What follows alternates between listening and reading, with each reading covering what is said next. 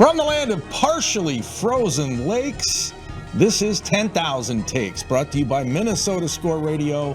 Wally and Eric back for yet another week as we slice and dice the always busy, always topical, super saturated Minnesota sports scene. Yes, indeed, another episode of 10K Takes Television. We are definitely full of topics here in late March. Take your pick. Yeah, pick your sport, and we can go right into it. But let's start with pucks, because the Minnesota Gophers are off to the Frozen Four. That'll be next weekend in Tampa. But the Minnesota Wild, battling for the top spot in the Central with Colorado and Dallas. And Matt Boldy, he's fire on ice. 2 Matt tricks in the last week and a half. He had 3 against Washington, 3 against Seattle the other night. We were at that game. This kid is fun to watch, and he's only 21. 21, and the question I asked you when we were sitting at that game was, Kirill who? Yeah. I mean, they played really well without Kirill Kaprizov. And you got to wonder if it isn't something where they just said to themselves, you know what, he's gone.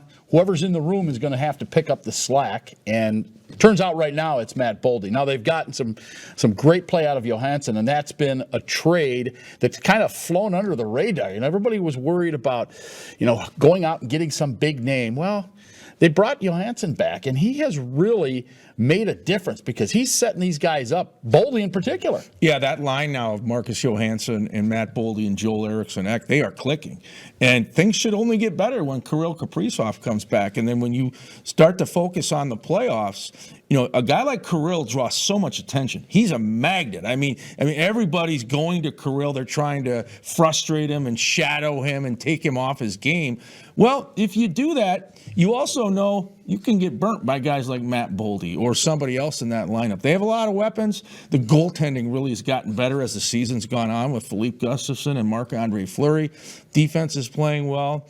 I think there's a lot of reason for optimism for the Minnesota Wild. But once again, this season will be defined by what they do in the postseason. No doubt. Can they make a run? No doubt. I remember being at the Boys State Hockey Tournament this year, and word passed down that Kaprizov was going to be out, whatever they're saying, 4 to 6 weeks, and it was doomsday. Yep. I mean, the hockey folks were heads down, walking around that XL Energy Center like, a great big huge cloud had just poured tons more snow on them. Not rain, but snow. And you know what? It's turned out okay. I mean, look, this could, assuming he comes back at 100%, this could be a plus. Maybe his legs are a little bit, he get his legs back after grinding for the last, 5 months. I don't know. It's working out. I think it's proven they have more depth than maybe we thought they did. Yeah. You got to give Bill Guerin credit with, he was a wheeler and a dealer when he was making all those moves and those trades, and it seems to have worked out right now. I mean, so it's going to be an interesting team to watch in the postseason, especially if they win the Central. You win the division, you're expected to go deep in the postseason. Now, they haven't done that yet. Colorado's right there. Dallas is right there. Yeah. There's some work to be done. But I think the expectations are high, and they should be. No doubt. Okay, speaking of high expectations, when the trade was made for Rudy Gobert in the offseason for your Minnesota Timberwolves, the expectations were they're going to have to get at least out of the first round, maybe to the Western Conference Finals or bust. Well, the season has basically been a 500 ride, right? They've either been above, 2 games above or 2 games below 500 all season long, right in that range. Now, the stretch run is here. Cat is back. Anthony Edwards came back off his injury fairly quickly. They've got some huge games coming up.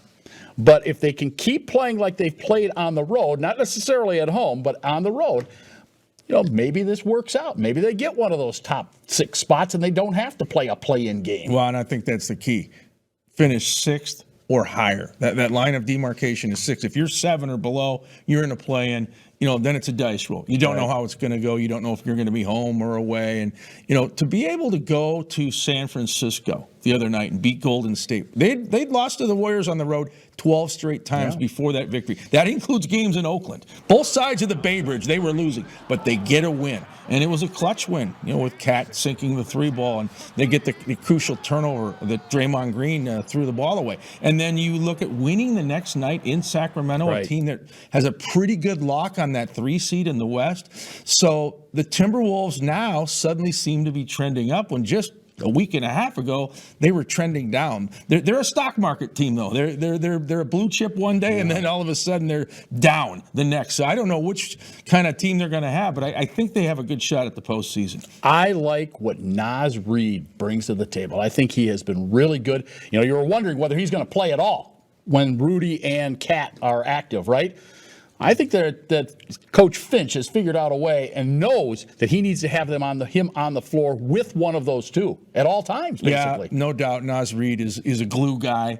He's very valuable on that team. He's playing well. And he gets, eclipsed at times by Ant or Cat or Rudy G. Right. But, fans like him. They like the fact he goes out and works. And Jalen McDaniel, my goodness, his defense, lockdown. I hear some people say he's the best defensive player in the entire association, which is a heavy statement to make. Wow, that is saying something. I'm not saying I'm saying it, but I hear people say it. All right, fair enough. All right, well, stick around. We have a lot more coming up. Play ball. We'll talk with Tim Laudner, former Twins catcher, World Series champion, now with the Minnesota Twins broadcast team. This is 10K Takes, your Matt Boldy ticket. Yes. I've been meaning to give you these for many years. I think they're perfect.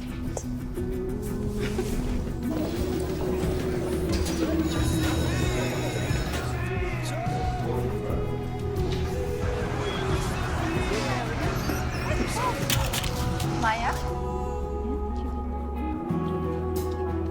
Oh, I love your earring. Why didn't you try these? It isn't just about vision. It's about care. Nobody cares for eyes more than Pearl.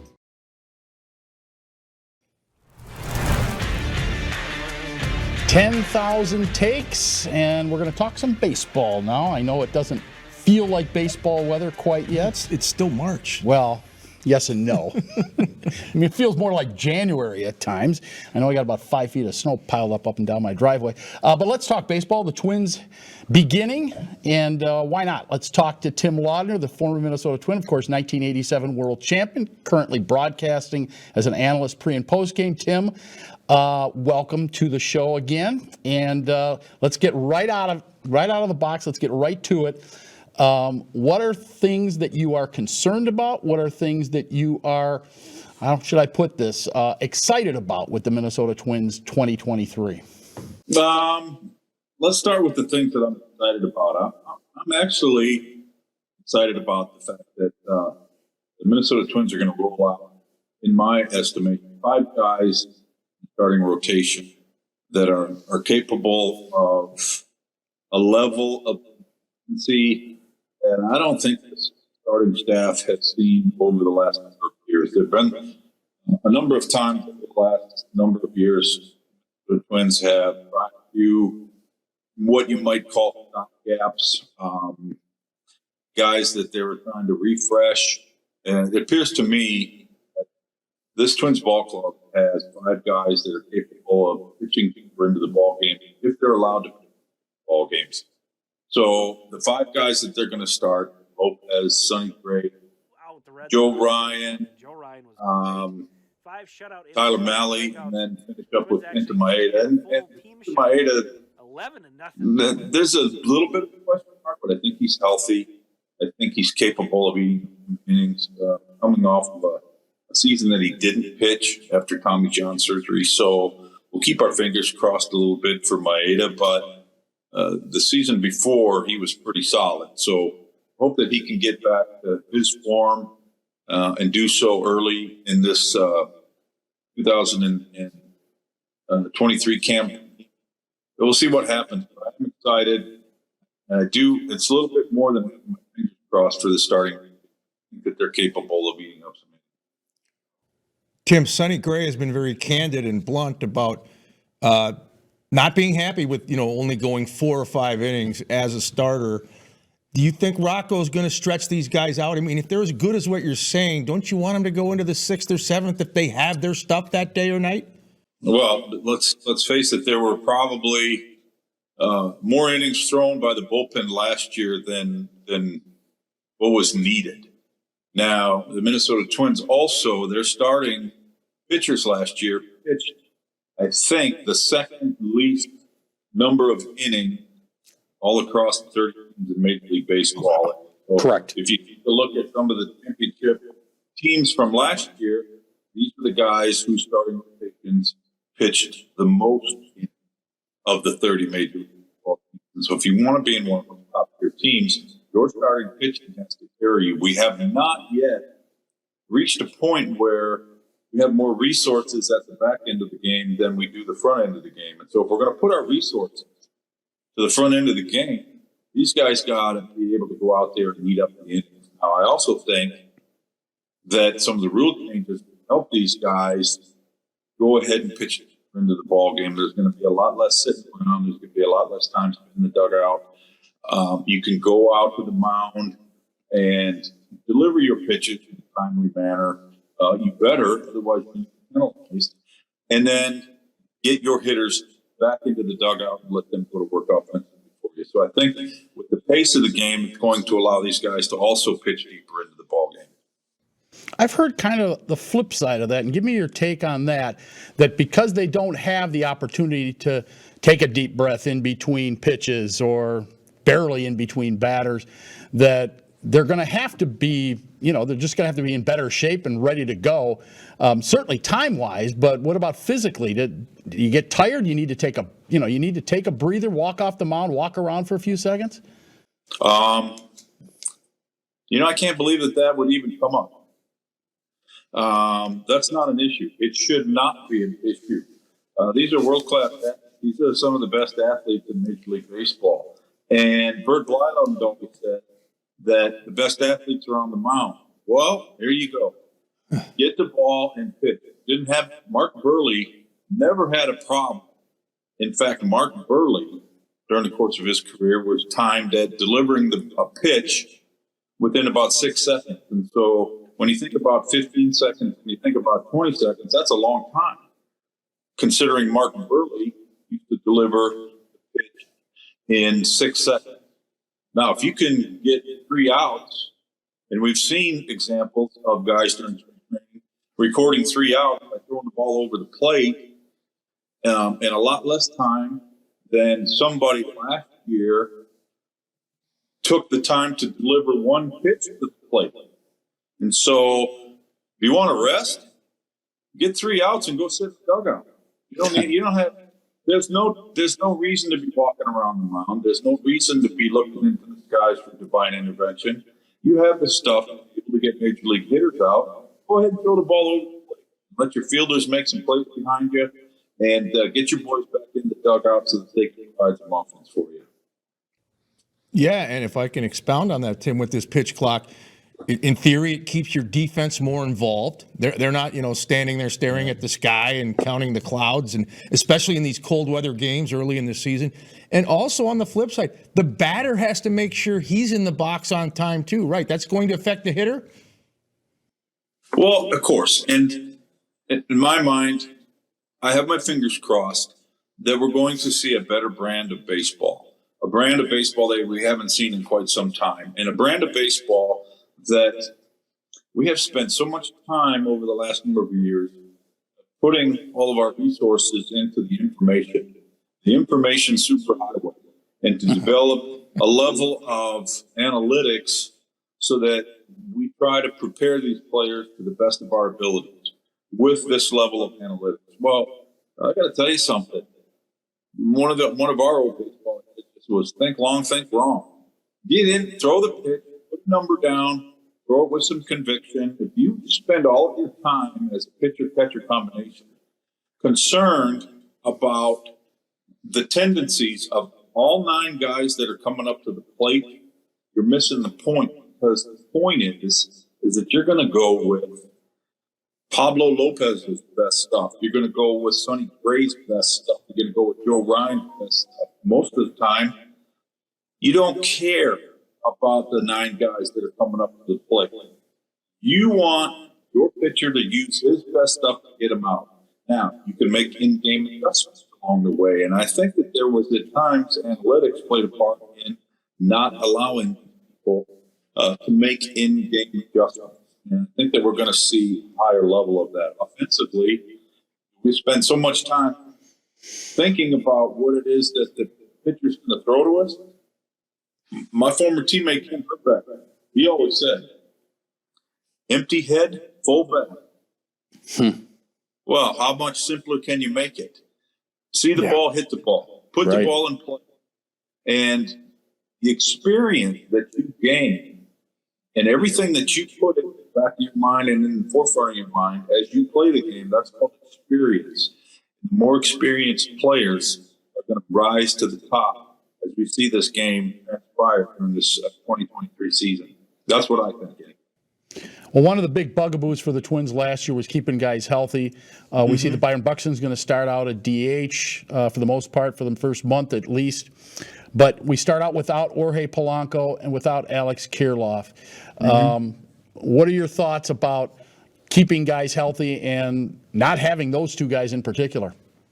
Well, the ball club, they seem to have addressed that. They made a change with the person that's in charge of the training department to make sure that these guys stay healthy, get healthy, stay healthy, make sure that they're prepared on a daily basis. And if that took a different philosophy, a different set of policies from somebody else coming in, then so be it. But having 18 guys on the IL in the months of September was not going to allow you to play winning baseball. And that's kind of a shame because you've spent 5 months putting yourself in a position to try and go out and to compete for a division championship, and things kind of went awry for the Minnesota Twins last year. So they're going to look forward to staying healthy. One of the things, and you asked at the top of the show, what's one of my concerns? One of my concerns is that Byron Buxton's not going to be in center field. Now, I don't recall Byron Buxton getting hurt in center field. I saw Byron getting hurt on the base pass. I saw Byron Buxton getting hit by a pitch in the wrist, and that set it back about 6 weeks. But I don't see him getting hurt in center field. And any time that you're going to take, in my estimation, the best defender on the planet out of his natural position at center field, that's probably, I don't think that's a good thing. However, that's the decision that this ball club has made moving forward. And they want to make sure that they get 150, 155 games, 160 games out of this guy. I got my fingers crossed that can happen, because to see a Byron Buxton play 155, 160 games, that would really be something for Twins fans to be able to see. So I'm hoping that he can get out in the center field as soon as possible and defend the way we're used to seeing him defend. I think about my former teammate, Kirby Puckett, the fact that he went to center field every day. And so if Kirby can do it, Byron Buxton can, because Byron Buxton has a skill set that you just don't see in players coming down the road. Almost never. And to your point, and not just talking about Byron, I'm not singling him out. Do the Twins need to grind more, Tim? Do they need that old school mindset of, hey, we're coming out, we're going to play. If you take a day off, it'll be on the road, not at home like TK wouldn't let Kirby or Herbie sit at home back in the day, right? Look, you know what? I understand what you're saying. I get it. However, the people that are involved with the Minnesota Twins right now, front office, coaching staff, players, they are the custodians of the game in 2020. We have basically passed along, all the things that we were afforded by the players that came before us. And so these guys are the custodians right now. It's going to be up to those guys to determine exactly what their legacy if you will be. All right, Tim. Appreciate you spending some time with us. I'm sure we will talk again, not only in the press box, but on this show down the line. I hope so, fellas. Good to be with you. Thanks, Tim. Thank you. Thank you, guys. He is Tim Laudner, 1987 world champion, currently a broadcaster for the Minnesota Twins. Back with more here on 10,000 Takes after this. Stay with us. Taxes don't have to be taxing, not with Keller Tax Service. For over 20 years, Linda Keller has prepared taxes for all types of professions and businesses. She has perfected the virtual tax appointment through phone or video. With Keller Tax Service, you never leave home. Call Keller Tax Service at 320-352-0013 or check out Keller Tax Service online at kellertaxservice.com. Take the anxiety out of taxes with Keller Tax Service at kellertaxservice.com. Welcome back. Continue to talk a little bit of baseball. So Thursday, April 6th, opening day, Target Field. Temperatures rumored to be low 40s for highs, oh, by the way. So if they have, the 3 o'clock start, and the Houston Astros are in town. You got the defending American League champions, and many think that they are the odds-on favorite to win the American League again and maybe the World Series this year. How many folks do you think are going to be in the building? And how cheap are tickets going to be? Well, I've been looking at the tickets on that secondary market. I know you have. The last time I checked, they were as cheap as $14, excluding fees, which are a total ripoff. But that's still a pretty good deal for opening day against the World Series champion Houston Astros. I think they'll get a good crowd. I don't know if it's a guaranteed sellout like it used to be, though. Right. I'm going to say 30K in that range. Yeah. And then if you want to go the Saturday and Sunday games against the Astros, tickets are like $8 and $6. So happy Easter if you want to go watch the Twins and the Stros on Easter Sunday. There you go. Spend your Easter Sunday at Target Field. Yeah. Freezing your... Bundle up. Yeah. Freezing your you-know-what off. Okay. Let's talk some hockey now. You mentioned it a little bit earlier in the show.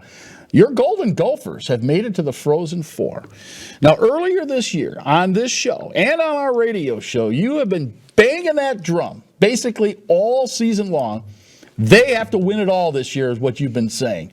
Are you still holding fast with that absolutely. comment? This is a pedigree program, although now Michigan's in the Frozen Four, and the Wolverines have 9 titles. That's tied with Denver for the most in NCAA history. Oh, you mean Minnesota doesn't have the most? Denver's out, by the way. There won't be a repeat champ. Minnesota's got 5. Boston University has 5. Their opponent down there in Tampa. So something's you're going to give there, right? But yes, I mean, Gopher Hockey, the bar of expectation is as high as the IDS tower, and it should be. This is a regional sport, college hockey. What do you have, 16 teams in the tournament? Right. And you play in Minnesota. You are supposedly the center of the college hockey universe if you're a Gopher. That's what everybody says they want to be, a Gopher, pride on ice. It's a great program. Bob Motzkow's done a fabulous job, but they need to bring back the trophy and take a confetti shower down there in Florida. Are you okay, real quickly, with all 3 of the Minnesota teams having played in the same regional this year? Well, it was odd. It was fixed, if you ask me. Yeah. You know what? Minnesota teams don't necessarily move the needle, although I'm not saying Quinnipiac does either. They're in the Frozen Four. But how about Canisius? Well, the Gophers did take care of them. There was no Holy Cross when they played Canisius. Well, that's a good thing. All right. Speaking of Holy Crosses, holy cow, we'll be back with takes of the day after this. Stay with us. I've been meaning to give you these for many years. I think they're perfect.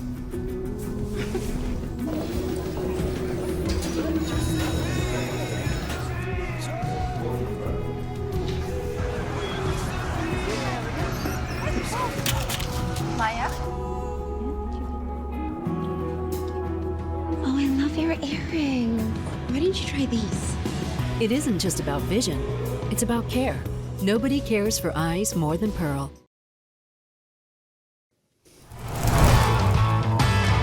10K Takes on television. We are getting set to wrap up yet another episode. But before we go, we'll have takes of the day. And Also, some thoughts on the Final Four. An unlikely quartet down there in Space City, Houston. Let's see, Florida Atlantic, Miami, 2 teams from the Sunshine State of Florida, and then you have UConn and San Diego State. Who would have thunk it? Yeah, and, well, my bracket was done day 1 or day 2. When Purdue lost, I was alone. No, and a lot of people. When Houston went out and then Alabama went out, I mean, it was and you have no number 1 seeds. When's the last time you had a Final Four that did not include a number 1 Is that seed? good for college hoops or bad? I would say it's good. I like the new blood instead of the blue bloods that you typically get. I'll go with San Diego State. Why not? Brian Dutcher, Minnesota ties, San Diego's in SoCal. That's my choice. Yeah, well, San Diego State would, I mean, it would be fun to have them in the final. I think that, look, Brian Dutcher, every time I hear that name, I'm thinking, well, look, he wanted to be the University of Minnesota men's basketball coach. Now, Ben Johnson got it, and he deserved to get it. He sold himself to the U of M, but I don't know, man. Dutch has made it to the Final Four now, and he wanted to come here. He had a clause in his contract, a U of M clause, similar to what Lou Holtz had his Notre Dame contract with the University of Minnesota. He had a U of M contract. Who else wants that in their contract as an out? I don't think there's any doubt Brian Dutcher definitely had Minnesota as a potential, relocation spot. But even though the buyout was only $1 million from San Diego State for the Gophers, it was much more for other schools. I don't know if the Gophers wanted to pony that money up. I think Ben Johnson's the lowest paid coach in the Big Ten. So I think that's part of the reason here. They wanted to stay young. Brian's older, but he's certainly an accomplished coach. I mean, he's been at Michigan. He's been under Steve Fisher when he built San Diego State into a good program. Kudos to Brian. I'm happy for him. And you know what? Being in San Diego isn't all that bad. No. The only competition sports-wise you have right now are the Padres. The Chargers are gone. Yeah. They're in L.A. Padres are pretty good. They are, but they don't really collide, right? No. College hoops and baseball only intersect for this 1 week. And that's it. Yeah. Not bad. All right. I believe we need to get to takes of the day. Yeah, so what are you, angry American, cranky Yankee, grumpy Guardian, happy camper? Well, this is, as you know, baseball's opening weekend. And one of the teams in this year's mix, of course, Tampa Bay. And look at that uniform. Yes, they are going back to their throwbacks from 1990. Those are going to be their road uniforms beginning this season. So they're the Tampa Bay Rays officially. But now they're going to be the Devil Rays. So if you go to Target Field to watch them play, they are not going to be the Rays if they have these unis on. They are the Devil Rays. So put the devil in front of Rays. So they're allowing this apparently in Major League Baseball, right? So what happens when Cleveland wants to throw throwback uniforms on their backs? What are we going to be? The Spiders? They were never the Spiders, by the way. That was a team that preceded the Cleveland Indians organization. Look, if they can put the devil back on their uniforms in Tampa, we could put Indians back on Cleveland's uniforms. Matter of fact, let's do it year-round. No matter what, they should be the Indians. Let's look at that mood meter. No, he's sarcastic Sam today. Oh, yeah. I think you're living on Fantasy Island, too. I mean, Probably. The Guardians have only been around for a year. Get rid of it. They got to get some more roots. Shoo it away. All right, well, my take of the day, we're closing in on Easter, and there's a few commandments I have when it comes to sports. Thou shalt not ever build a dome for football or baseball. That would be number 1. That's a good one. Number 2 is thou shalt never play a regular season MLB game in March, which is now what your guy Rob Manfred has going every year. The season starts in late March. Give me a break. It used to start right after the Final Four would end on a Tuesday in Cincinnati. They would have a parade. They would embrace it. Cincinnati has a great baseball pedigree, but they've ruined it, and they have to start games earlier. I guarantee you there's going to be some game played in a blizzard.